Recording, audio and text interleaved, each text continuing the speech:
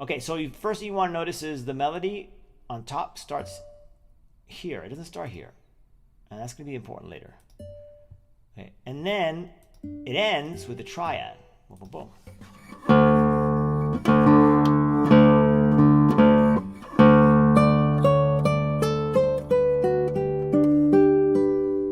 I'm going to let the bass notes ring. I'm not going to worry too much about that right now. I'm out of tune.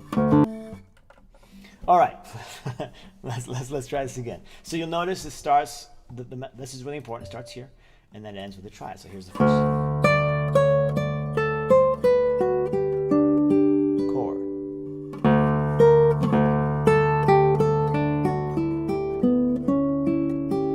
Chord.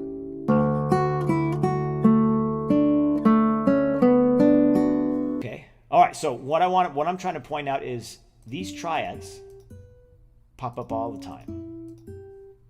In the third measure, this pops up, it's shifted over. See, it's no longer on the last 3/8 notes. It's been moved over. And the reason it's been moved over is because we have these 3 notes that are acting like, remember what I explained earlier. This melody begins on the 2nd eighth note, right? So if the melody begins on the 2nd eighth note, then in this measure, okay, the melody starts here, which begs the question, okay, if this is the melody, what is this? Well, this is the end of this phrase, right? But if we follow this pattern of triads, okay, the musical phrase is shortened. It's only this. So then what is this? Well, the reason it's in red is because when I hear this, I hear a second voice, even though it's not written in as a second voice. So this is kind of like an analysis of the form and my own sort of interpretation in the way I hear it. So I could be wrong. But I wanted to paint a picture of the way I hear it. So this, and this note are not a part of this. And my reasoning is because of this triad, which would signify the end of this musical idea. And then this is a second melody that's woven in between this phrase and this phrase. So check this out. Phrase. Phrase. Wait a second. Phrase. And then that ba ba bum bum is something entirely separate. And that's why when I play this, I let that G sharp ring. And it's not going to ring that much because you end up playing it here anyways. So it's not going to break the bank or whatever. And then that actually remains consistent in this measure. Here's your triad. A, C sharp, E, A major. And then again, these 4 notes are not a triad.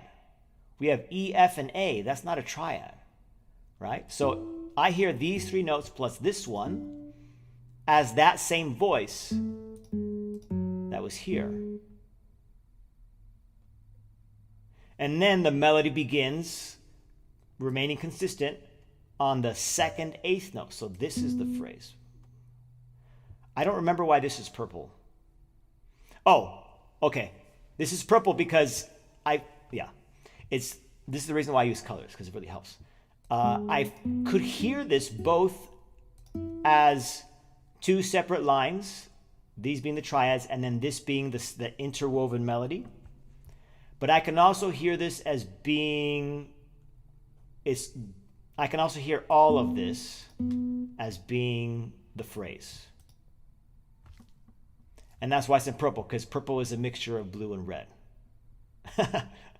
So I'll play from the beginning. See if you guys can hear it. So these 4 notes are something separate from the melody on top.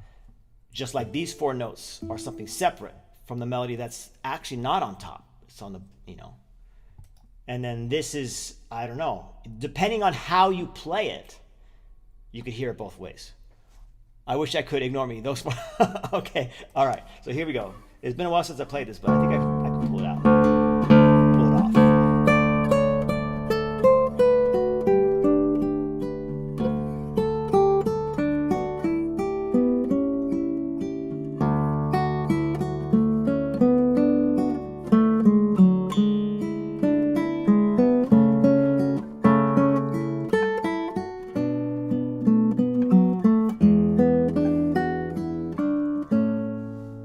So that makes sense to me. Okay. It also helps that because I hear it that way, I'm playing it that way. So I am sort of separating them so you can hear it better. I'm not overdoing it. I'm just playing it the way I learned it. So he does it again here, and that's what I played. See, this sounded, so I'll play this measure now.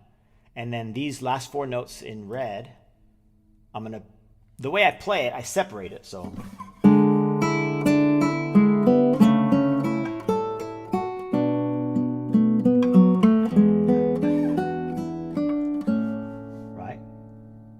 I separated them. And the one in purple, I can do it either way, see.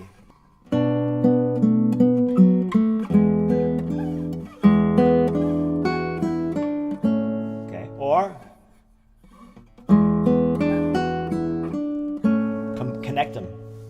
Okay, either way for me works. That's why I have it in purple. Okay, so we are immediately jumping into a new key, and you'll notice it remains consistent the way I'm hearing it. So that's why I kind of felt like I was onto something. So here we're in a new key. We're now in A major. Try it at the end. Measure 7. Whoops. Try it at the end. Measure 8, just like measure 3. Now we have 2 separate voices. The second voice enters.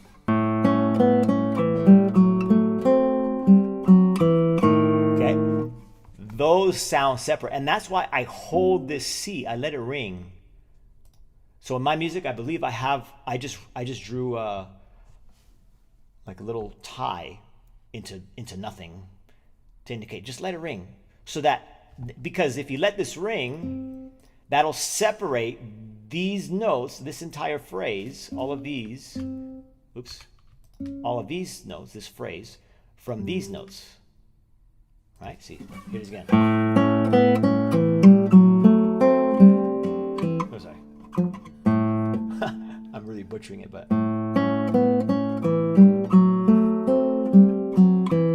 Okay, that sounds like a new voice kind of just steps in underneath to take over.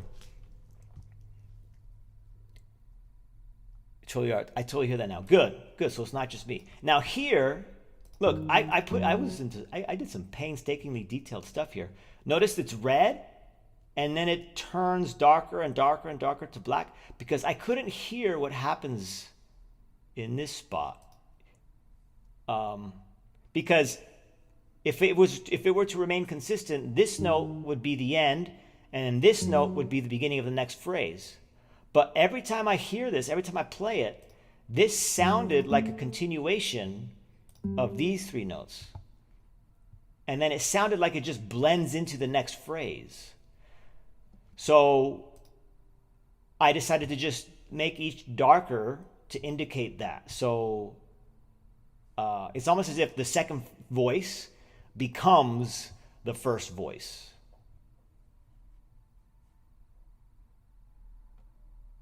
I'll play it from here. This A.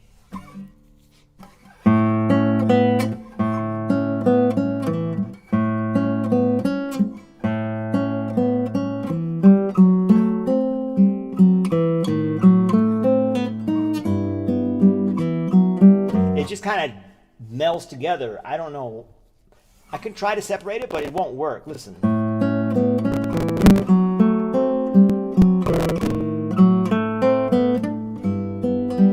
I kind of screwed it up, but it just is jarring if I try and separate it. It's like they want to be together. This D sharp and this F. It's like they're part of the same thing. So that's what I did. Okay, moving on. We are here. Same thing. This, to me, these 4 or 5 notes sound like something, a new melody being interwoven. What is this? And then this, I believe. And then here, I feel like this is important. Like I said earlier, it turns into the first voice, and then it just plows through the measure into the next measure. This, I feel like all of this is just one thing, including these three back here. All of this just sounds like one. So, because one thing that gives it away is we're going stepwise motion. E, F, G, A, and then we go to a C natural there.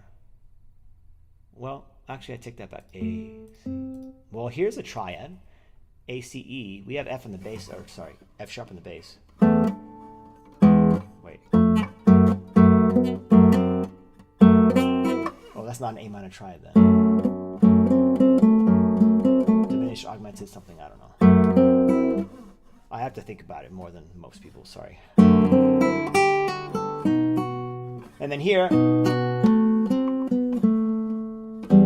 okay, that sounds separate. This F, I feel like I want it to ring. And then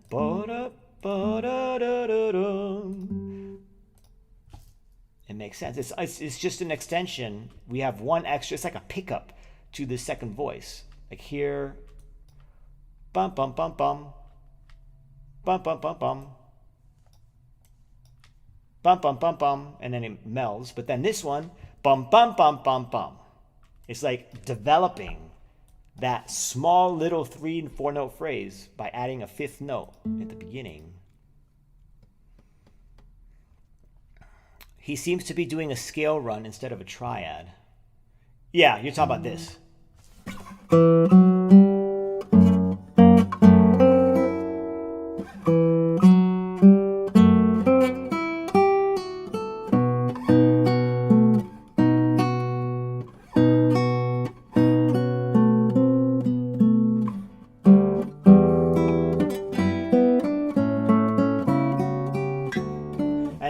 This is all pretty basic. We no longer have the triad, but it's very clear that these are separate phrases. I'll play them so you can hear it. I'll play from here. So this G is not a part of this phrase. This G is a part of these 4 notes. Ba, ba, ba, da, da, da, dum. I was on it. Ba, ba, da, da, dum. Ba, da, da, dum.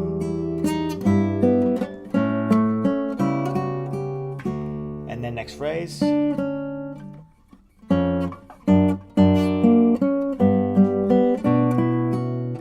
Next phrase.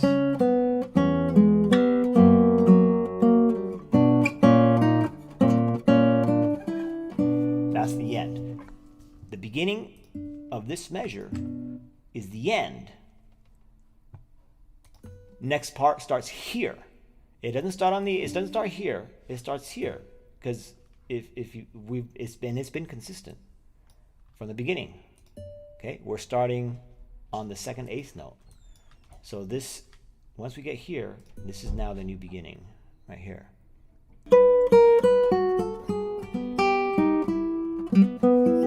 Next page, that's all the same. Notice it's in blue, right? Triad, there it is again, triad. Next page. And it remains consistent, okay?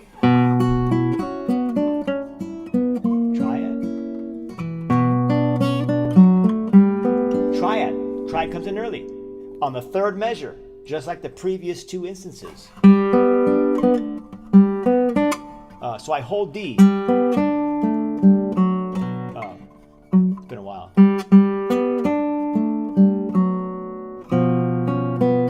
And I hold this E sharp as well to separate it. Triad. Again, there's a triad. It's a shortened phrase. Interwoven melody comes in. Oops. Right there. And then again, purple. It could be either or. I could play separate, or I can play them together. It works both ways, and that's why it's in purple. I feel like I skipped something.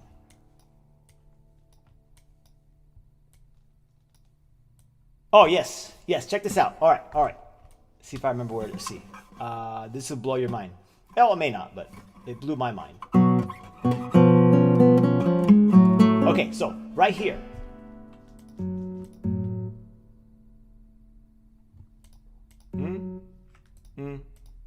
Those four notes in orange. They are so godlike. I don't normally humor greatest of all time discussions, but Bach really is the GOAT. Yeah, and here's the thing, Silencer. Everybody knows that. The musician, all the musicians, like, they're all, what's the word I'm trying to look for? Oh, well, they're all in agreement for sure. You know, and it's out in the open. It's just out in the open. It's pretty wild. Okay, so check this out. The notes in orange. Okay, this is important. This is F sharp minor. F sharp, A, C sharp, F sharp minor. But it's in first inversion. It's in first inversion. Okay, really important. This is proves the point that knowing your music theory will absolutely change how you play the music. Okay? F sharp minor in first inversion. When we play here, I'll go from I'll go from here, from 17.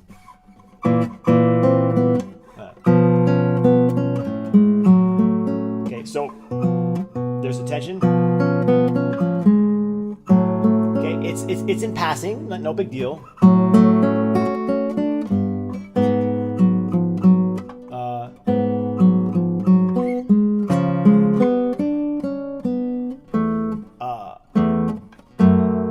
F sharp minor again, but this time, it's in root position. And I always wondered when I played this, I did this instinctually. But sometimes you don't catch it instinctually. And I always felt like, why does measure 19 feel so satisfying?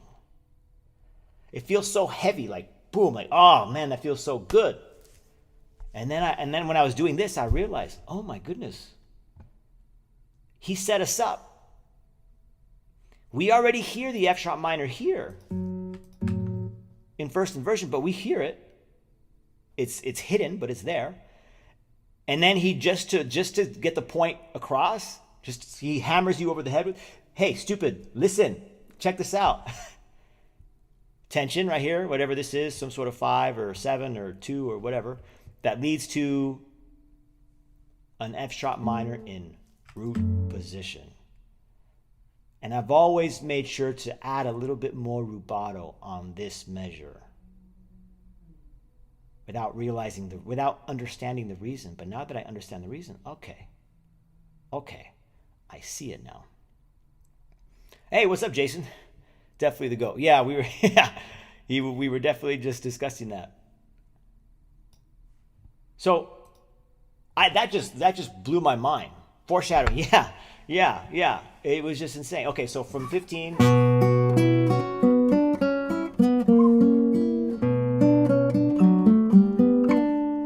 Second interwoven voice, right? Here, because the triad comes early. And that's why I hold D.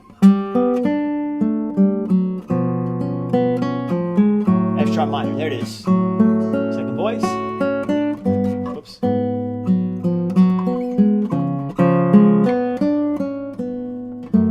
And I mean, it's not well rehearsed because I haven't played this in a long time.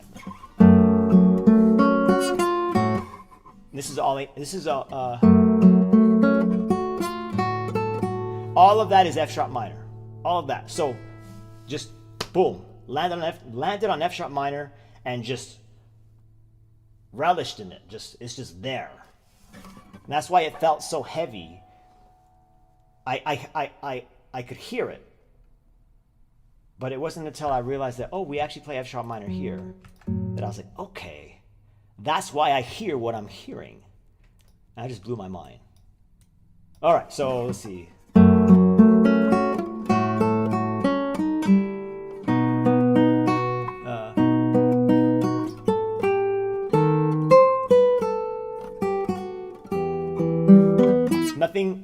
interesting. I don't want to. I'm not playing them down. It's just based on our analysis. I mean, this is par for the course, which is a very high and difficult course.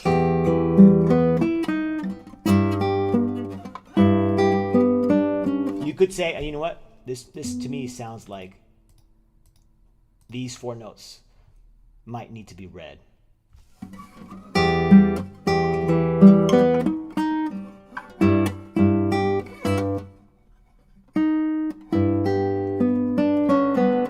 That sounds to me like it could be a separate voice.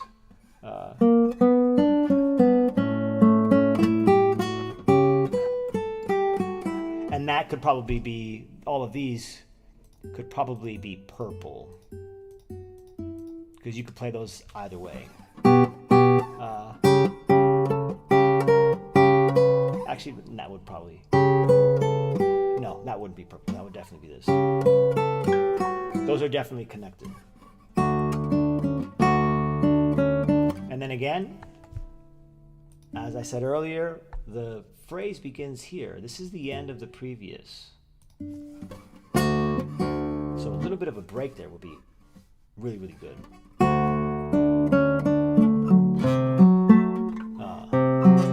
What? I don't know why those are orange. Probably just because of the back and forth. Yeah, because here it happens again. Down here. Yeah, that's what that is. I hear the red idea there. Yeah, so yeah. But I think the reason I didn't, mark them red is because there was some inconsistency with this. There was no actually, let me go back here. Yeah, no, it's the same. See, there's no triad here. A, D sharp, and F. You could say that's, you could spell it out into a triad.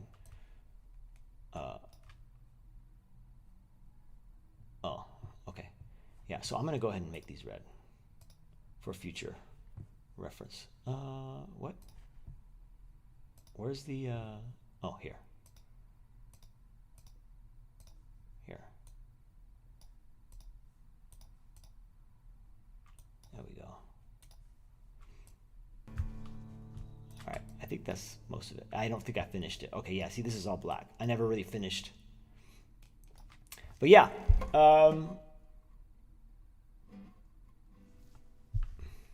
I guess we'll stop here.